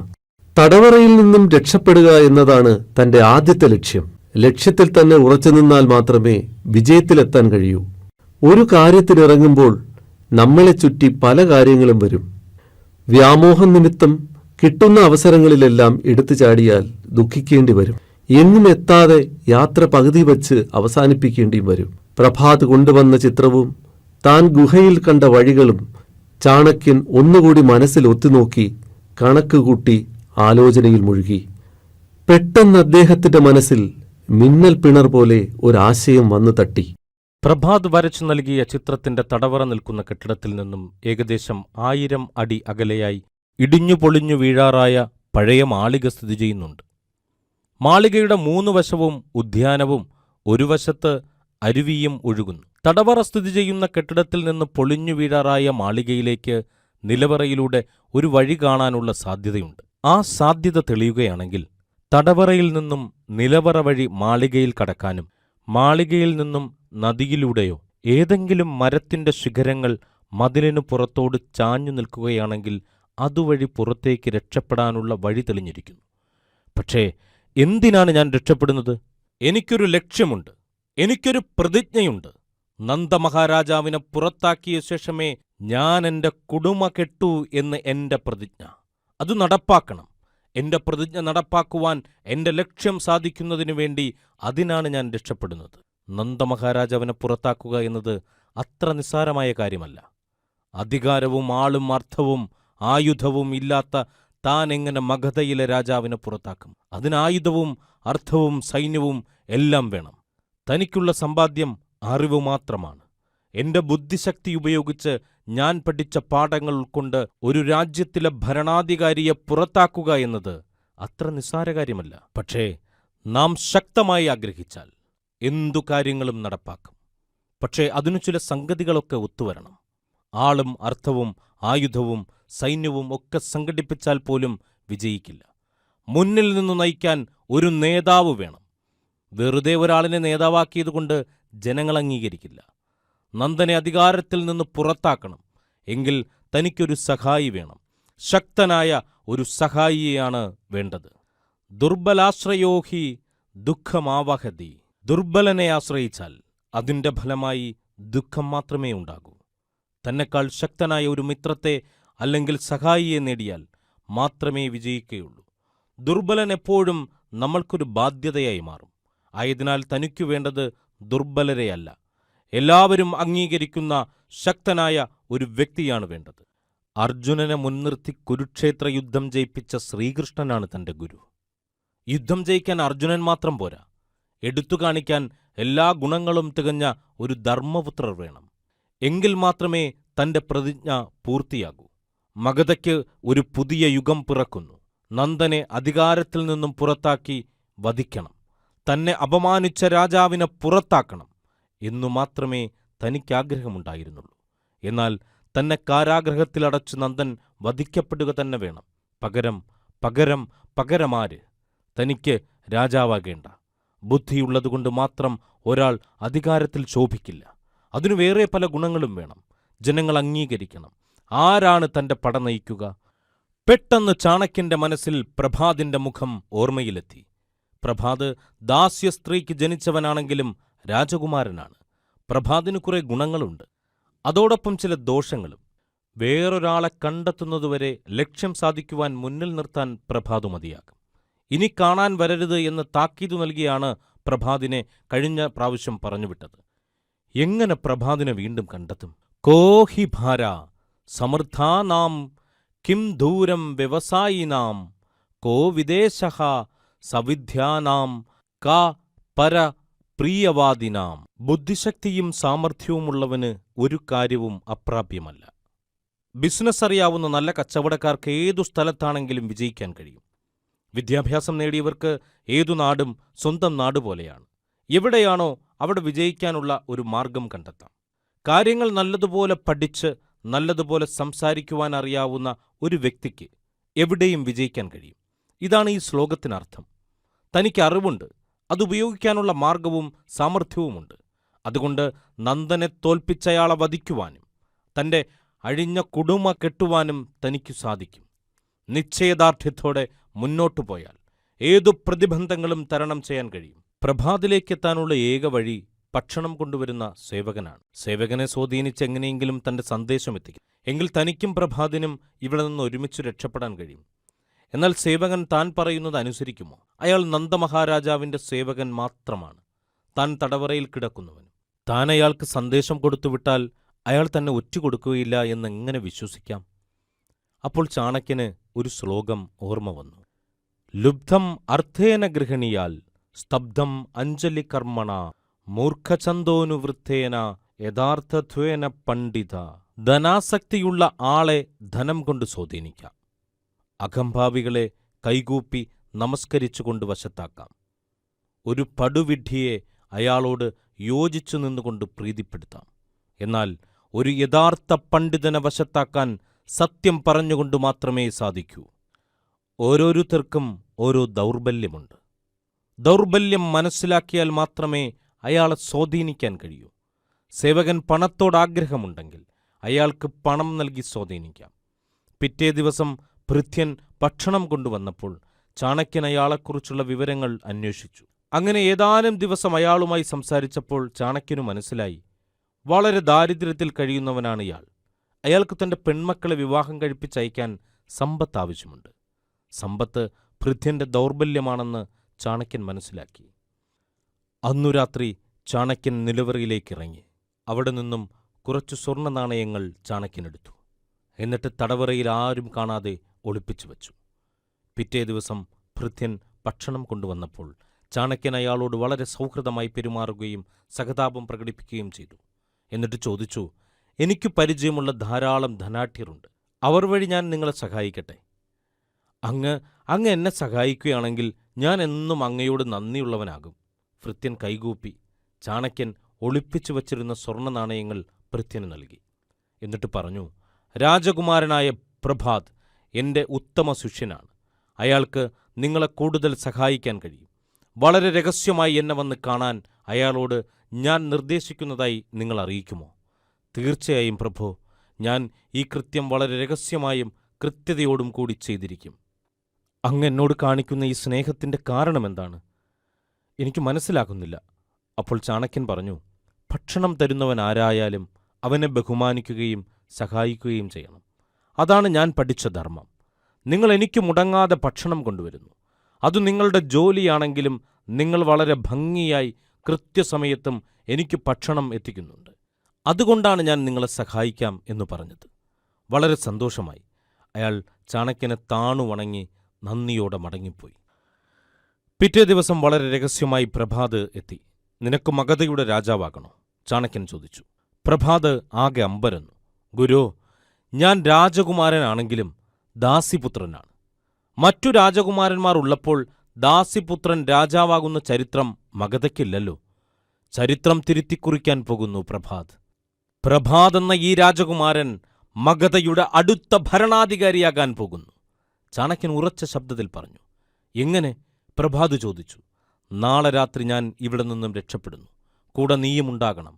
നിന്നെ ഞാൻ കൊണ്ടുപോകുന്നത് അടുത്ത ഭരണാധികാരിക്ക് വേണ്ടുന്ന പരിശീലനം നൽകാൻ വേണ്ടിയാണ്. എന്നെ പിന്തുടരാൻ നീ തയ്യാറാണോ? അവന്റെ കണ്ണുകളിലേക്ക് ഉറ്റുനോക്കിക്കൊണ്ട് ചാണക്യൻ ചോദിച്ചു. ഏതോ വശ്യതയിൽപ്പെട്ടതുപോലെ പ്രഭാത് മറുപടി പറഞ്ഞു. ഗുരു, എവിടേക്ക് വിളിച്ചാലും അത് മരണത്തിലേക്കായാൽ പോലും ഞാൻ വരാൻ തയ്യാറാണ്. പ്രഭാത് വരച്ചു നൽകിയ ചിത്രം ചൂണ്ടിക്കാണിച്ചുകൊണ്ട് ചാണക്യൻ പറഞ്ഞു. ഈ പഴയ പൊളിഞ്ഞു വീഴാറായ കെട്ടിടത്തിനു സമീപം നിൽക്കുന്ന ഈ മരം കണ്ടോ? ഇതിന്റെ ചില്ലകൾ മതിലിനു പുറത്തേക്കാണ് പടർന്നു നിൽക്കുന്നത്. ആ മരത്തിനു നേരെ പുറത്തുള്ള മതിലിനു സമീപം നാളെ രാത്രി ചന്ദ്രൻ അസ്തമിച്ചൊരു നാഴിക കഴിയുമ്പോൾ നീ ഒരു കുതിരപ്പുറത്ത് വന്നു നിൽക്കണം. ഞാൻ അവിടെ എത്തിക്കൊള്ളാം. പിന്നെ ഒരു കാര്യം, പോകുന്നതിനു മുമ്പായി എനിക്ക് ഭക്ഷണം കൊണ്ടുതരുന്ന ഭൃത്യനെ വധിക്കണം. പ്രഭാതൊന്ന് അമ്പരന്നു. ഗുരു, നമ്മളെ രക്ഷപ്പെടാൻ സഹായിച്ചത് ഭൃത്യനല്ലേ? അയാളെ വധിക്കുന്നത് പാവമല്ലേ? ചാണക്യൻ പുഞ്ചിരി കൊണ്ട് പറഞ്ഞു. 2 കാരണങ്ങൾ കൊണ്ട് അയാൾ മരണശിക്ഷയ്ക്ക് അർഹനാണ്. ഒന്നാമത്തെ കാര്യം നിന്റെ രക്ഷ. നമ്മൾ രക്ഷപ്പെട്ടത് മഹാരാജാവ് അറിയുമ്പോൾ ഭൃത്യനെ ചോദ്യം ചെയ്യും. കഠിനമായ മർദ്ദനങ്ങളേൽക്കുമ്പോൾ അയാൾ സത്യങ്ങൾ തുറന്നു പറയും. അത് നമ്മളുടെ, പ്രത്യേകിച്ച് നിന്റെ സുരക്ഷയെ ബാധിക്കും. രണ്ടാമത്തെ കാര്യം, അയാൾ ചെയ്തത് രാജ്യദ്രോഹമാണ്. നന്ദമഹാരാജാവിന്റെ ശമ്പളം പറ്റുന്ന ഭൃത്യൻ രാജാവിനെ ഒറ്റിക്കൊടുക്കുക എന്ന് പറയുന്നത് രാജ്യദ്രോഹം തന്നെയാണ്. അയാൾക്ക് കൂലിയും ശമ്പളവും നൽകി സംരക്ഷിക്കുന്നത് രാജാവാണ്. രാജാവ് അയാൾക്ക് യാതൊരു ദ്രോഹവും ചെയ്തിട്ടില്ല. എന്നാൽ എന്നോട് രാജാവ് ദ്രോഹം പ്രവർത്തിച്ചു. രാജകുമാരനായിട്ടും ദാസീപുത്രൻ എന്ന നിലയിൽ നിന്നെ രാജാവ് അവഗണിക്കുകയാണ് ചെയ്തത്. അതുകൊണ്ട് രാജാവ് നിന്നോട് അന്യായം ചെയ്തിട്ടുമുണ്ട്. നമ്മൾക്ക് 2 പേർക്കും രാജാവിനെ എതിർക്കുന്നതിന് കാരണമുണ്ട്. എന്നാൽ ഭൃത്യനാകട്ടെ പണത്തിനു വേണ്ടി, വെറും തുച്ഛമായ പണത്തിനു വേണ്ടി രാജ്യത്തെ രാജാവിനെ ഒറ്റിക്കൊടുക്കുകയാണ് ചെയ്തത്. നാളെ നമ്മൾ അധികാരത്തിൽ വന്നാലും അയാളിത് തന്നെ ചെയ്യും. അതിനാൽ ഭൃത്യൻ രാജ്യദ്രോഹിയാണ്. അതുകൊണ്ട് അയാളെ വധിക്കുന്നതിൽ തെറ്റില്ല. ചാണക്യൻ പറഞ്ഞു. അങ്ങ് നിർദ്ദേശിക്കുന്നതെന്തും തെറ്റും ശരിയും വകഭേദമില്ലാതെ അനുസരിച്ചു കൊള്ളാമെന്ന് ചാണക്യനു മുന്നിൽ പ്രതിജ്ഞ ചെയ്ത ശേഷം പ്രഭാതു മടങ്ങി.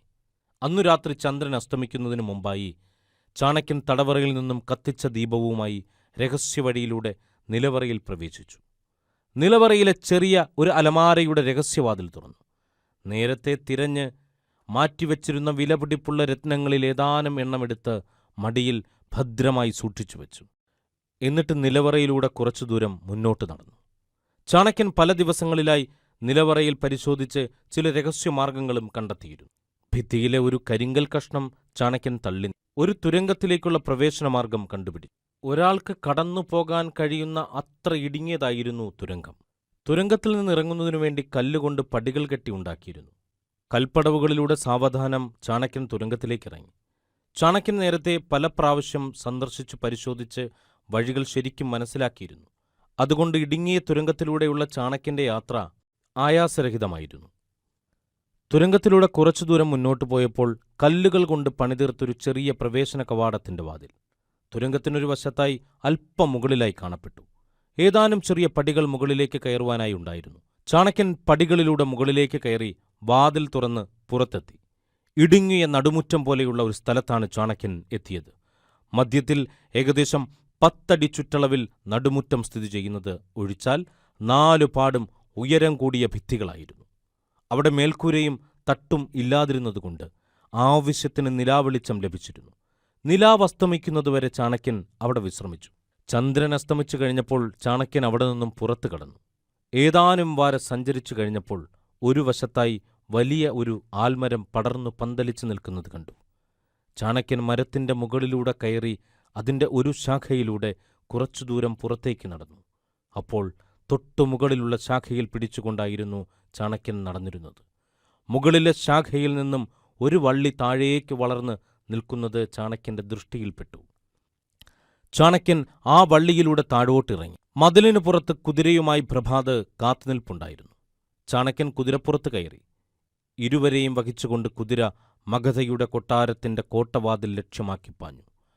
മഗധയിൽ നിന്നും പുറത്തേക്ക് കടക്കാനുള്ള വാതിൽക്കൽ അവർ എത്തി. പെട്ടെന്നാണ് അത് സംഭവിച്ചത്. ആയുധധാരികളായ ഭടന്മാർ ഇരുവരെയും വളഞ്ഞു. ചാണക്യനെക്കുറിച്ചുള്ള തുടർന്നുള്ള ഭാഗങ്ങൾ പ്ലേലിസ്റ്റായി ഈ വീഡിയോയുടെ ഡിസ്ക്രിപ്ഷനിൽ നൽകിയിട്ടുണ്ട്. ഇതുവരെയും കണ്ടിട്ടില്ലാത്തവർ കാണാൻ താൽപ്പര്യപ്പെടുത്തുന്നു. മണി ടെക് മീഡിയയ്ക്കു വേണ്ടി ഈ പ്രോഗ്രാം തയ്യാറാക്കിയത് നസീർ ഖാൻ സാഹിബ് ടി, മുൻ ജില്ലാ ലേബർ ഓഫീസറും ഇപ്പോൾ സംസ്ഥാന വിദ്യാഭ്യാസ വകുപ്പിന് കീഴിലുള്ള സ്റ്റേറ്റ് ഇൻസ്റ്റിറ്റ്യൂട്ട് ഓഫ് എഡ്യൂക്കേഷണൽ ടെക്നോളജിയുടെ പ്രോഗ്രാം പ്രൊഡ്യൂസറുമാണ്. ചാണക്യന്റെ ജനനം മുതൽ മരണം വരെയുള്ള സംഭവ ബഹുലമായ ജീവചരിത്രം ചാണക്യൻ എന്ന പേരിൽ ഡിസി ബുക്സ് പ്രസിദ്ധീകരിച്ചിട്ടുണ്ട്. ടി നസീർ ഖാൻ സാഹിബ് ആണ് വളരെയധികം ഗവേഷണങ്ങൾ നടത്തി ഈ പുസ്തകം തയ്യാറാക്കിയിരിക്കുന്നത്. ഡിസി ബുക്സിന്റെ എല്ലാ ശാഖകളിലും പുസ്തകം ലഭ്യമാണ്. പുസ്തകം ഡിസി ബുക്സിൽ പോയി വാങ്ങാൻ ബുദ്ധിമുട്ടുള്ളവർ ഈ പ്രോഗ്രാമിന്റെ ഡിസ്ക്രിപ്ഷനിൽ നൽകിയിട്ടുള്ള ലിങ്ക് ഉപയോഗിച്ച് ഓൺലൈൻ ആയി വാങ്ങാവുന്നതാണ്.